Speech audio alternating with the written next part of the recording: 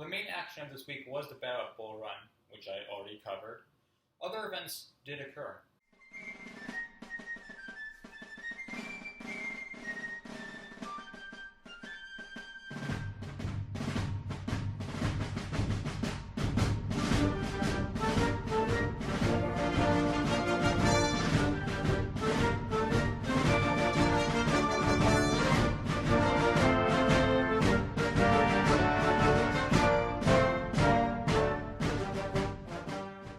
On the 20th, the Confederate Congress begins a session in Richmond, Virginia. On the 22nd, George B. McClellan is called to D.C. to take control of the Army of Northeastern Virginia. His arrival is expected within a week. This is great news for McClellan, pretty much a dream come true. It's also a very smart power play by Lincoln. After the Battle of Bull Run, the North is very nervous, and McClellan has been portrayed as a hero for his victories in Northern Virginia. So the choice does help calm the very startled public. Also on the 22nd, Jefferson Davis welcomes Tennessee into the Confederacy. Tennessee had voted in favor of secession earlier, but the 22nd is the first time Confederate President Davis acknowledges that it is in fact in the Confederacy. Tennessee is located in a geographically strategic place next to the valuable Mississippi River, and just south of Kentucky, which has declared its neutrality, but could really go either way in this ongoing conflict. On the 23rd, promotions. John Adams Dix is getting control of the Department of Maryland, and General Rosecrans is getting control of the Department of Ohio. It seems Rosecrans is finally getting some of the recognition he deserves for his victories. On the 25th, Congress passes two acts, one an act, one a resolution. The first one is an act calling for more volunteers. They previously limited the amount to the 75,000, but it seems the gloves are off now after the disastrous battle at Bull Run. The other one, the Crittenden-Johnson Resolution. This resolution is a continuation by John Crittenden to find a way to hold the Union together by protecting slavery. It says that the Union is only trying to protect the Constitution, that all states can re-enter the Union without worrying about slavery being taken away. This immediately causes anger, and many people already want it repealed. Prominent abolitionists in the North say this document is nothing more than just approving slavery, and the South sees it as a trick.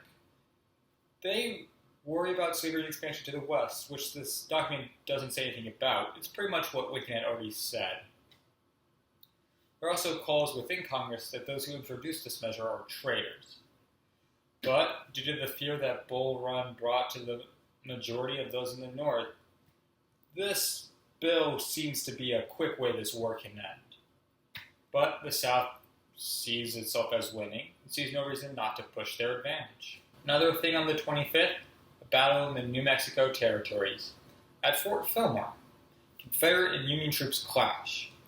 Isaac Linda of the Union takes 380 men and 4 ordnance pieces to take on Lieutenant Colonel John Baylor and his 300 secessionist men, though they are primarily cavalry. Linda sets up his men far away and skirmishes while firing his cannons. That is enough. He then sends his men in, but they are disorganized and the terrain is not for an... He then sends his men in, but they are disorganized, and the terrain is not suited for a straightforward attack. And because of this, they are repulsed by Baylor's mounted rifles.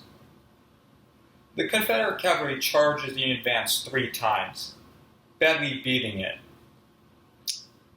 Linda then realizes an assault was a bad idea, and brings his men back to do more skirmishing, trying to get an advantage that way. This continues on for a while, and finally, Linda retreats. He has lost 3 men and 6 wounded, the Confederates suffering only 2 wounded. Bolstered by this victory, and the last thing on the 25th, Robert Patterson is relieved of command. His troop enlistments are up, and his failure to join in the Battle of Bull Run is what was needed to dismiss him. He is pretty much just a scapegoat for the Union right now. But what about our hero Dan Sickles? Well, on the 22nd, he realizes his country needs him, and he must protect the president. So he takes his men, hop on a ferry to Manhattan, and then takes a train to D.C., for he must defend freedom. camps right outside of Washington and raises the 72nd, 73rd, and 74th Regiments. He has finally brought security to the very much endangered capital. But sadly, not all can see this. Wiley, a former friend who helped Dan Sickles with raising the regiment, not that he needed anything, said, so Sickles marched off with 3 regiments and paraded them before Lincoln, and said he had done all this out of his own pocket. There were piles of judgments against him in the offices. He had no more to do with the brigade than the receiving of the recruits. While yes, all the facts point to Wiley being correct, he's just a loser, and Sickles is a hero. Some people. Well, this week ends with the Union disarray, and Dan Sickles is coming to Washington to fix all of it.